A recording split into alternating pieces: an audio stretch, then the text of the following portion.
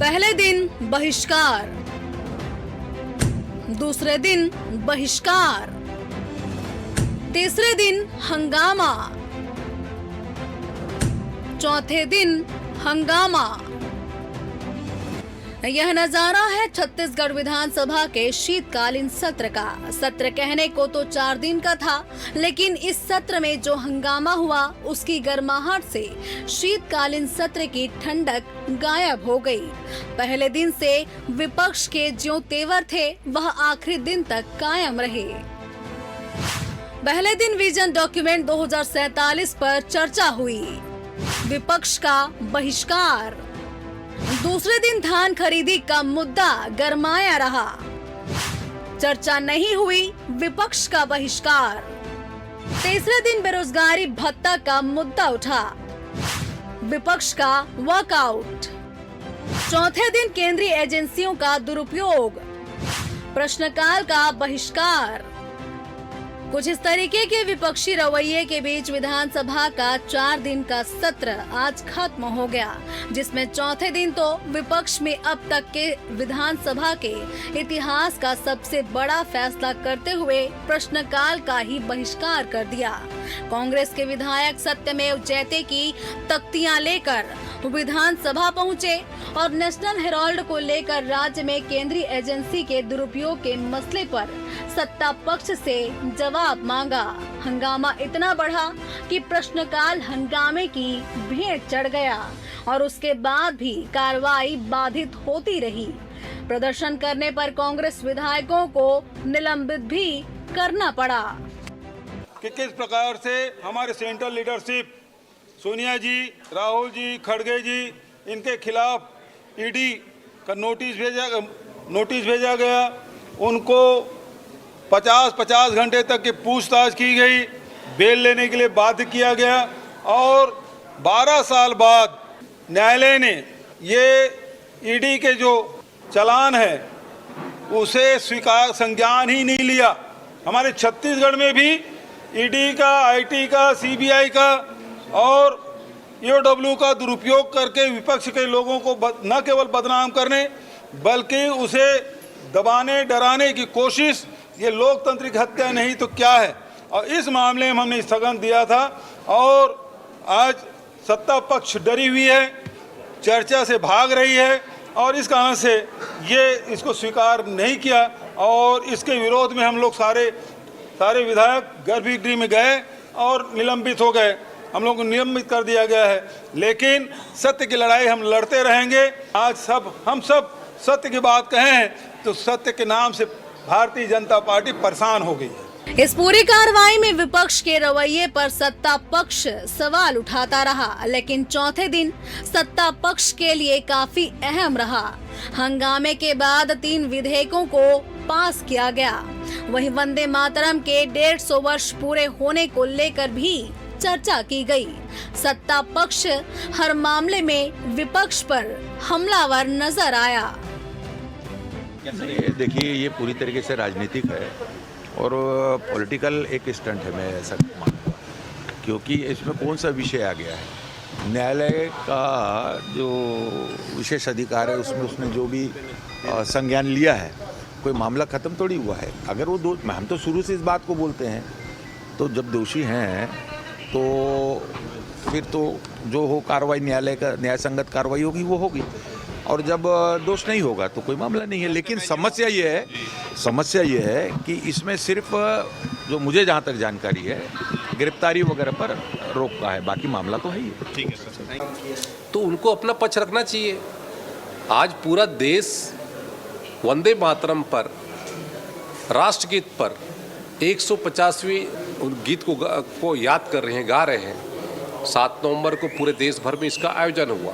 आज विपक्ष ने स्थगन प्रस्ताव लाया था, लेकिन जिस तरीके से उन्होंने पूरे प्रश्नकाल को बाधित किया, इस प्रदेश को, इस देश को लूटने में साथ में रहते हैं, उनके खिलाफ में कार्रवाई करने के लिए जो एजेंसियां बनी हुई हैं, उन एजेंसियों को एक तो जब सरकार में होते हैं तब उनको प्रतिबंधित करते हैं, और जब विपक्ष में आते हैं तब फिर उन पर प्रश्न चिन्ह खड़ा करते हैं। हालांकि शीतकालीन सत्र में विपक्ष के तेवर काफी तीखे और आक्रामक रहे। बहिष्कार और वॉकआउट बार बार हुआ, लेकिन विपक्ष ही नहीं, सत्ता पक्ष के विधायक भी इस बार सरकार के लिए परेशानी खड़े करने वाले सवाल पूछते नजर आए। अजय चंद्राकर और धर्मलाल कौशिक भी विपक्षियों से ज्यादा सक्रिय रहे। फिलहाल हंगामे के बीच शीतकालीन सत्र तो खत्म हो गया और विपक्ष मुद्दे कम और सुर्खियां ज्यादा बटोरने में कामयाब भी साबित हुआ।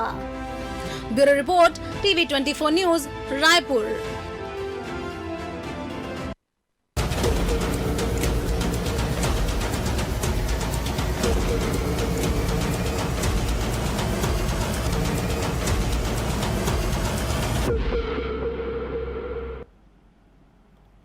नमस्कार, मैं हूं मोहन तिवारी। आज के मुद्दे में आपका स्वागत है और आज का मुद्दा हमारा आधारित है विधानसभा के शीतकालीन सत्र के समापन पर पूरा 4 दिन का एक विश्लेषण, जिसमें ऐसा लगता है कि सत्र छोटा पड़ गया और शोर बड़ा हो गया।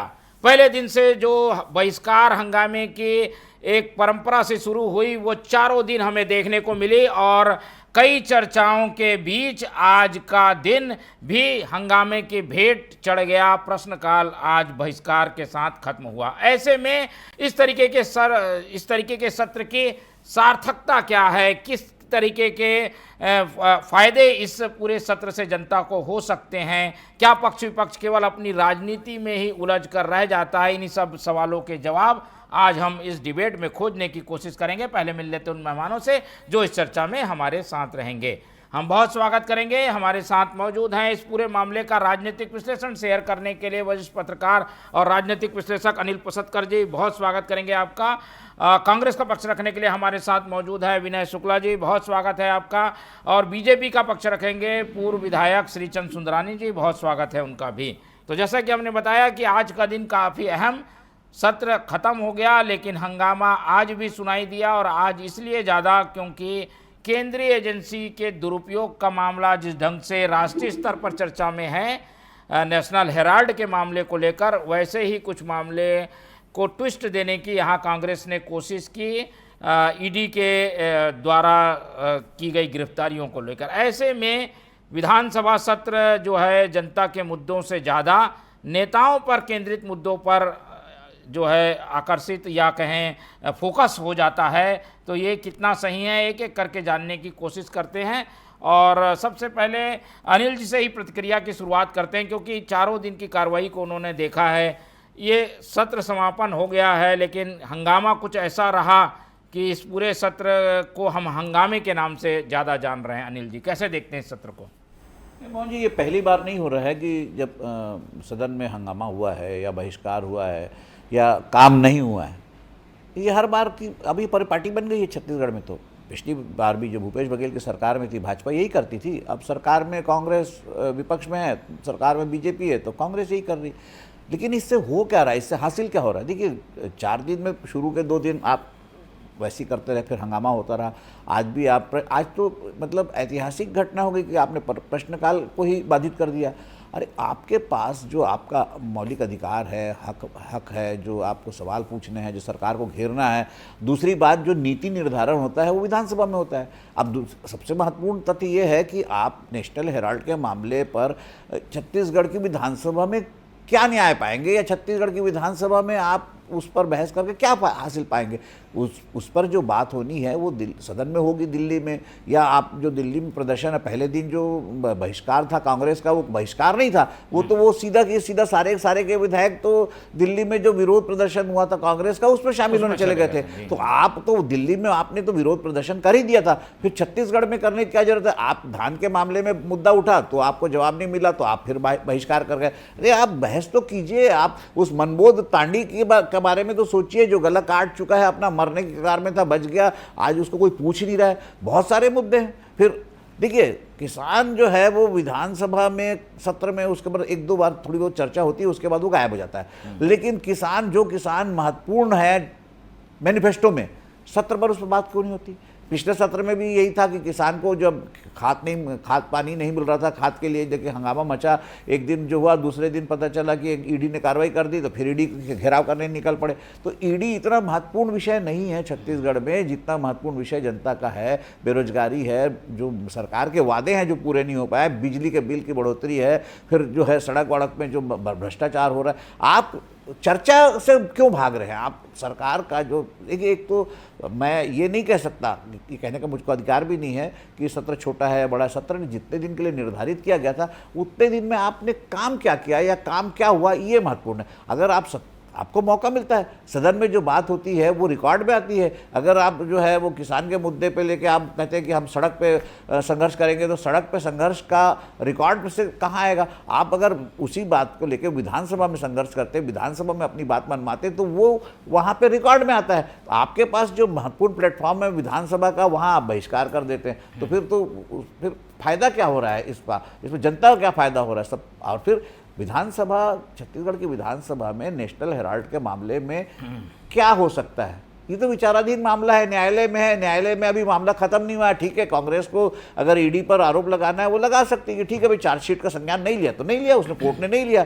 कोर्ट इस बात को हम इनकार नहीं कर सकते कि कोर्ट ने जो ईडी की चार्जशीट का संज्ञान नहीं लिया, लेकिन उसने क्वैश भी तो नहीं किया ना मामले को। मामला क्वैश भी तो नहीं हुआ, मामला तो कंटिन्यू है ना। वो उसका फैसला जब आएगा तब आएगा। लेकिन महत्वपूर्ण सवाल ये है कि हम छत्तीसगढ़ में अगर हम चाहते हैं कि हमारे जो बेरोजगार भाई है उनके भत्ते का है, या जो सरकार की वादा खिलाफी है, जैसे नौकरी देने की बात हुई थी, पुलिस में भर्ती की बात हुई थी, टीचरों की भर्ती की बात हुई थी, ये सारी चीज़ें हैं। अस्पतालों की दुर्दशा का मामला है।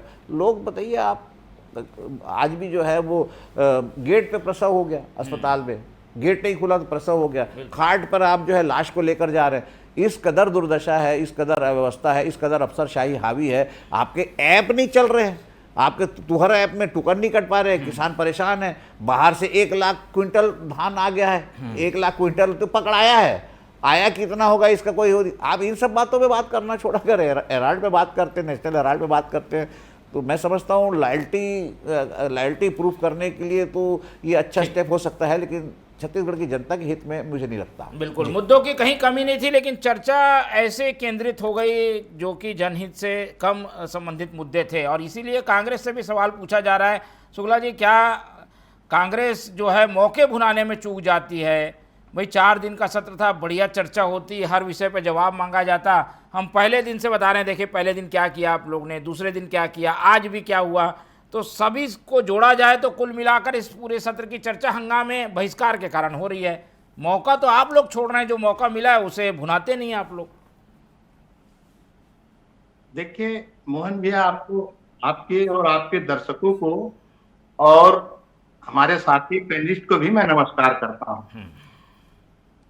सबसे पहली बात तो आपको बताना चाहता हूं कि भारतीय जनता पार्टी का झूठ यहीं से चालू होता है। और 4 दिन का सत्र था, ये नहीं चाहते कि हम अपने जो विपक्ष की बात सुने, और यही नए नए तरीके लेके आते हैं। सबसे पहले बता दूं कि नेशनल हेराल्ड में जो हमारे भारतीय जनता पार्टी के वो सुब्रमण्य जो स्वामी जी हैं, 12 साल पहले आरोप लगाए थे।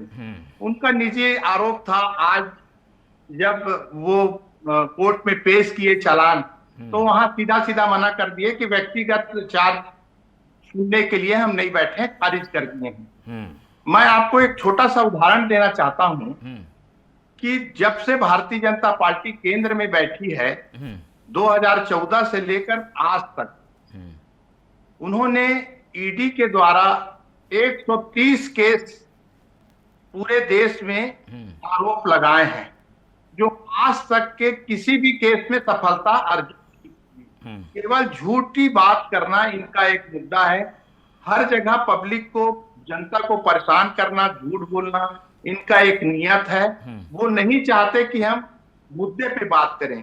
देखिए, तो इसमें छत्तीसगढ़ में क्या आ गया? ये तो राष्ट्रीय स्तर पे आप लोगों के राज्यसभा सांसद भी हैं और लोकसभा सांसद भी है, वो उठाएंगे, वहां दिल्ली में बात करेंगे।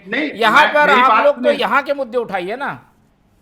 जी, मैं आपको वही बताना चाह रहा था कि छत्तीसगढ़ में धान का मुद्दा अभी वर्तमान समय में किसानों का मुद्दा बहुत ज्यादा है।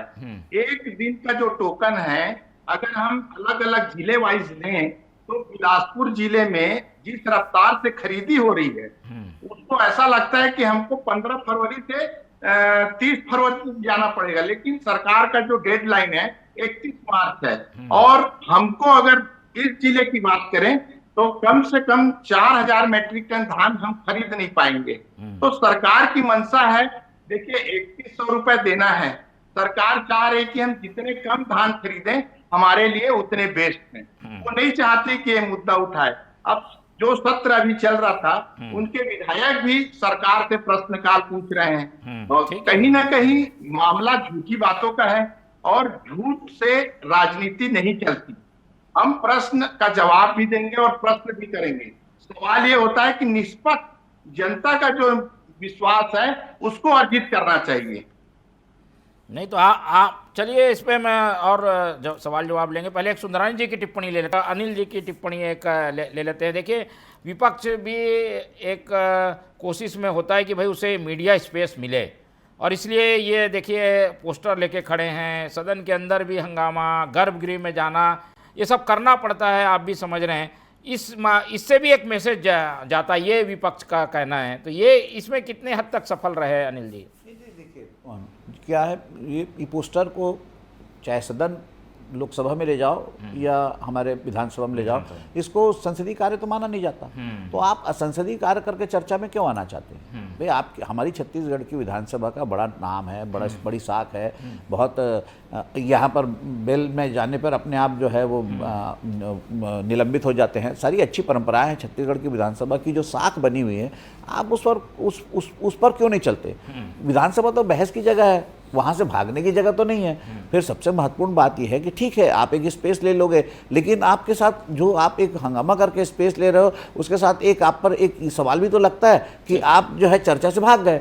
आपने, ठीक है, आपने हंगामा कर दिया, आपने बायकॉट कर दिया, आपने बहिर्गमन कर दिया। बहिर्गमन तो बड़े अक्षर में छप जाएगा, लेकिन उसके नीचे भी लिखा रहता है ना कि सवाल जब सरकार के जवाब आ रहे थे तब विपक्ष गायब था। तो विपक्ष अपनी अनुपस्थिति क्यों दर्ज कराना चाहता है? विपक्ष को हंगामा करने के लिए बहुत सारी जगह, फिर तो सड़क है ना।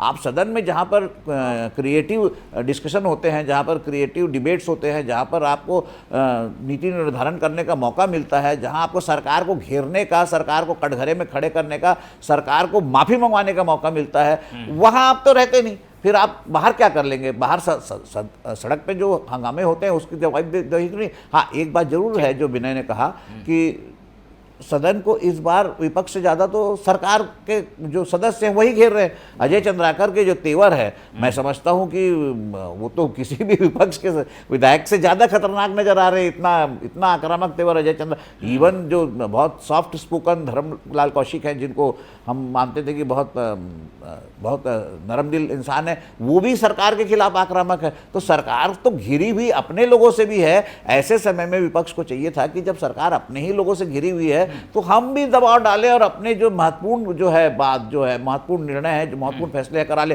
तीन विधेयक पास हो गए, पता ही नहीं चला किसी को, कोई बहस ही नहीं हुई। आप तो अगर आप अनुपस्थित रह के सरकार को इस तरह ओपन नेट दे रहे हो कि गोल मार लो, आप चलिए आप विधेयक पास करा लिए, आप ये कर लीजिए, तो फिर आप तो सरकार को खुद ही फ्री हैंड दे रहे हैं। अगर आपको मौका जो मिल रहा है सरकार को घेरने का, वो विधानसभा ही होती है। विधानसभा के बाद तो और तो कोई कार्रवाई होती नहीं। अब फिर विधानसभा में आप बताइए मुझे मोहन जी की विधानसभा, छत्तीसगढ़ की विधानसभा नेशनल हेराल्ड के मामले में क्या फैसला कर सकती है? या विधानसभा नेशनल हेराल्ड को भी छोड़ दीजिए, किसी भी मामले में, कोर्ट के मामले में क्या कर सकती है? कोर्ट का मामला तो अपना, कोर्ट अपना देखेगा। हाँ, अगर आप ईडी की दुरुपयोग की बात कर रहे हैं तो उस पर आपका सवाल उठाना जायज है और उठाना भी चाहिए, और हो भी रहा है कि ठीक है भाई आप साबित करके दिखाइए उसको। रानी जी, हम अभी जो चर्चा कर रहे हैं उसमें यही कि सत्र जो छोटा है उसके बावजूद इसमें शोर इतना बड़ा हुआ कि शोर की चर्चा ज़्यादा है, मुद्दों की चर्चा कम है। इसके लिए पक्ष दोनों जिम्मेदार नजर आते हैं। कई बार ऐसी परिस्थिति सत्ता पक्ष की ओर से बन जाती है कि विपक्ष बहिष्कार कर देता है, वॉकआउट कर देता है, इतना नाराज हो जाता है कि चर्चा में भाग ही नहीं लेता। इसको मानते हैं आप तो सदन में रहे भी हैं। मोहन जी, निश्चित रूप से 4 दिन का सत्र बड़ा महत्वपूर्ण सत्र था। वेतन 2047 उसका इन्होंने बहिष्कार कर दिया। आज प्रश्नकाल से लेकर बहिष्कार हो गया। प्रश्नकाल के लिए विधायक लंबे समय से इंतजार करते हैं, 2-2, 3-3 महीने पहले से वो प्लानिंग करते हैं कि हम ये प्रश्न लगाएंगे। उस पर प्रश्नकाल को ही नहीं होने दिया और लगातार आप देखिए विपक्ष का बहिष्कार करना कहीं न कहीं इस बात को साबित करता है कि ये चर्चाओं से भागना चाहते हैं। मैं अनिल भाई के इस बात से सहमत हूं कि नेशनल हेराल्ड के मामले में क्या राहत मिली कांग्रेस पार्टी को या सोनिया जी को, क्या राहुल गांधी जी को क्या राहत मिली।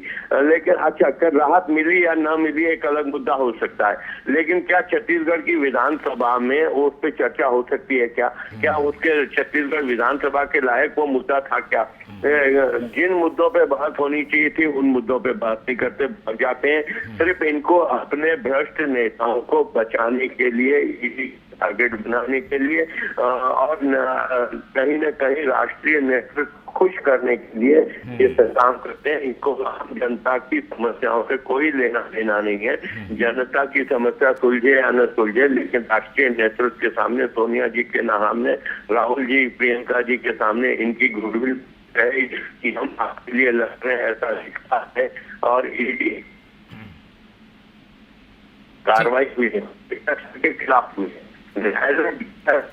दूध का दूध, पानी का पानी हो जाएगा। न्यायालय के मामले में हस्तक्षेप करते हैं या न्यायालय पे चर्चा करने का अधिकार को है क्या? सुप्रीम निर्णय के खिलाफ जो छत्तीसगढ़ विधानसभा निर्णय दिया, अगर इनको मुद्दे उठाने हैं नेशनल हेराल्ड के, तो लोकसभा चल रही है, राज्यसभा चल रही है, वहाँ इस प्रकार के मुद्दे उठना चाहिए। लेकिन अपने नेताओं की चापलूसी करने के लिए छत्तीसगढ़ विधानसभा को ढाल बना रहे और छत्तीसगढ़ के मुद्दों पे चर्चा नहीं करना चाहते। छत्तीसगढ़ में लगातार मुद्दे उठते। 4 दिन का ये सत्र था। एक और तो कांग्रेस कहती है समय बहुत कम दिया जा रहा है, दूसरी ओर 4 दिन के समय में इन्होंने कितने मुद्दे पर चर्चा की। आज भी 3 विधेयक बिना चर्चा के पास, अगर सदन में ये रहते तो तीनों विधेयक पे चर्चा करते, अपना पक्ष रखते, सरकार को सुझाव देते, जनता के बीच में मैसेज देते।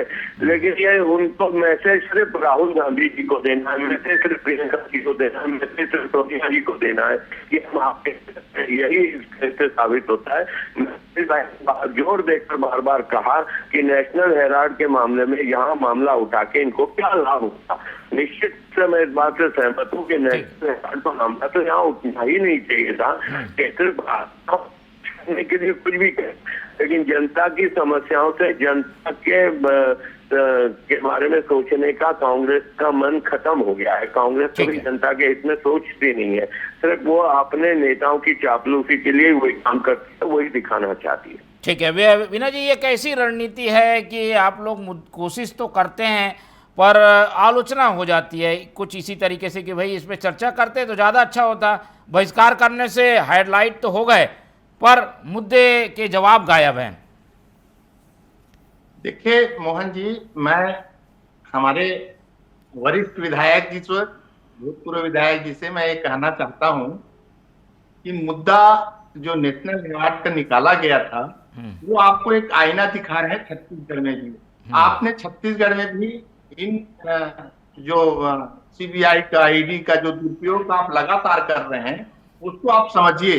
देखिए, जनता चाहती है कि आप हमेशा विरोधी, आपके अपोजिट जो पार्टी है उनको, उनके नेताओं को बार बार ईडी के घर छापा मारना, उनके साथी के यहाँ छापा मारना, ये गलत बात है। आप झूठ कहां से चालू किए? 12 वर्ष पहले आपके ही नेता ने इस केस को लगाया था। नहीं तो इसको लेकर आप प्रदर्शन करते, बात उठाते, छत्तीसगढ़ में इसकी क्या चर्चा होगी? छत्तीसगढ़ में बता रहा हूँ मोहन जी, मैं बताना ये चाहता हूँ कि छत्तीसगढ़ में भी भारतीय जनता पार्टी की सरकार जब से आई है तब से कांग्रेस पार्टी के बड़े लीडरों को बराबर फंसाने का काम कर रही है, जो कि कुछ नहीं हुआ। अभी 2 साल हो चुके हैं, एक भी सीबीआई के लोग या ईडी के लोग किसी के ऊपर चार्जशीट नहीं दिए हैं, किसी को आरोपी नहीं बताए हैं अभी तक, केवल झूठ फैलाने का काम करते हैं। हम मुद्दा को उठाना चाहते हैं। देखिए, किसान का मुद्दा बहुत बड़ा मुद्दा है, बेरोजगारी का मुद्दा बहुत बड़ा मुद्दा है, बिजली का मुद्दा बहुत बड़ा मुद्दा है। हम बराबर सरकार से पूछ रहे हैं कि आप ऐसा सरकार में रह के जनता को क्यों धोखा दे रहे हो? किसानों को जो पर डे पिछले पंचवर्षीय में जब भूपेश बघेल जी की सरकार थी तो धान खरीदी बहुत आसानी से होती थी। इतने सारे नियम कानून क्यों अभी इन 2 वर्षों में? क्या आपके पास पैसे की कमी हो गई है कि आप किसानों पे जो रकबा को काट रहे हो, जो उनका पंजीयन नहीं करा रहे हो? क्या आपको महतारी योजना में जो काटने का काम कर रहे हो, आपके पास पैसे की कमी हो गई है? आपका तो डबल सरकार है, डबल इंजन की सरकार है। जनता को आपको हर चीज का बेनिफिट देना चाहिए, लेकिन किसानों को बार बार परेशान करने का काम ये भारतीय जनता पार्टी कर रही है। ठीक है, तो इसको उठाते ना अच्छे से, एक बार और चर्चा की मांग करते, कुछ और तरीके से उठाते तो ज़्यादा बेहतर रहता। अनिल जी, अब क्या लग रहा है, इस तरीके के मुद्दे आए गए हो गए हैं या इसको लेकर पार्टी की आगे की रणनीति दिखाई देगी कुछ समय? नहीं, देखिए मोहन जी, क्या है आपके पास जो कांग्रेस खुद ही आरोप लगाते रहती है कि भाई हमको सत्र में समय नहीं मिलता, छोटा सत्र है। रामलाल कौशिक जी हो गए, सुशांत शुक्ला जी हो गए, सब उठाए हैं। जी, उन लोग तो कर रहे हैं। ठीक है, अनिल जी की एक टिप्पणी सुन लीजिए। अनिल जी क्या बोल रहे हैं, सुनिए। नहीं, शुक्ला जी, मैं वही कह रहा हूँ कि आप देखिए, एक बहुत बड़ा विवाद का मामला आया था, जिस तरह से गाइडलाइन बढ़ाई गई, उस पर हंगामा हुआ, पूरे प्रदेश में हंगामा हुआ, व्यापारियों पे लाठीचार्ज हो गया, वो मामला कहीं दिखा नहीं। तो जो जनहित के मामले हैं, जिसपे एक आम आदमी जो है एक किसान अपनी ज़मीन नहीं बेच पाएगा जिस रेट बढ़ाने देने से, या कोई गरीब एक मकान नहीं खरीद पाएगा अपने सपने पूरे करने के लिए जिस तरह से रेट बढ़ाए गए, तो उस ऐसी विसंगतियों पर, ऐसी बातों पर जो है सरकार को घेरने की बजाय अगर हम नेशनल हेराल्ड की बात करें तो देखिए, मैं फिर वही कह रहा हूँ कि छत्तीसगढ़ की विधानसभा में नेशनल हेराल्ड पर आप क्या चर्चा करेंगे, या छत्तीसगढ़ की विधानसभा में नेशनल हेराल्ड पर अगर चर्चा भी होती है तो उस पर क्या फैसला आएगा, या विधानसभा से पर क्या निष्कर्ष निकलता है? यहाँ पर जो हम छत्तीसगढ़ के लोग, छत्तीसगढ़ के जनता, छत्तीसगढ़ की समस्याएं, छत्तीसगढ़ की बात होनी चाहिए तो उस पर होनी चाहिए। अगर आप इतने अच्छे सुनहरे मौके को, शीतकालीन सत्र आया, अब पता नहीं अब अगला सत्र कब लगता है, तब तक आप फिर ये मुद्दे रह जाएंगे। आप हर बार जो है किसान हर बार मुद्दा रहता है, हर विधानसभा में जब बरसात होती है तो उसके लिए हर पार्टी, मैं किसी एक पार्टी का नाम नहीं ले रहा हूँ, आज 25 साल हो गए राज्य बने, 25 साल में आप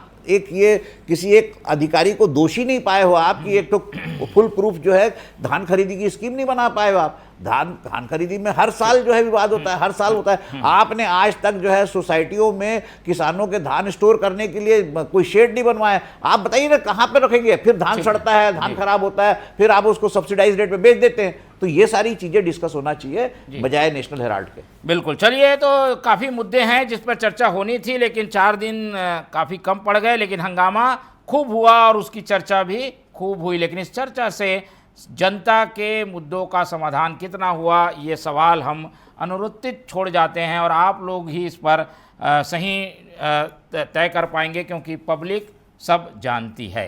इस चर्चा के लिए इतना ही समय है, चर्चा यहीं खत्म करते हैं। अनिल पोसतकर जी हमारे साथ जुड़े, उनका धन्यवाद। श्रीचंद सुंदरानी जी ने समय दिया, उनका धन्यवाद। विनय शुक्ला जी हमारे साथ बने रहे, उनका बहुत बहुत धन्यवाद। तो तीनों मेहमानों को धन्यवाद देते हुए आज की चर्चा यहीं खत्म करते हैं और आप लोग से रखते हैं उम्मीद कि आप लोग देखते रहेंगे TV24। रखें अपना बहुत ख्याल। नमस्कार।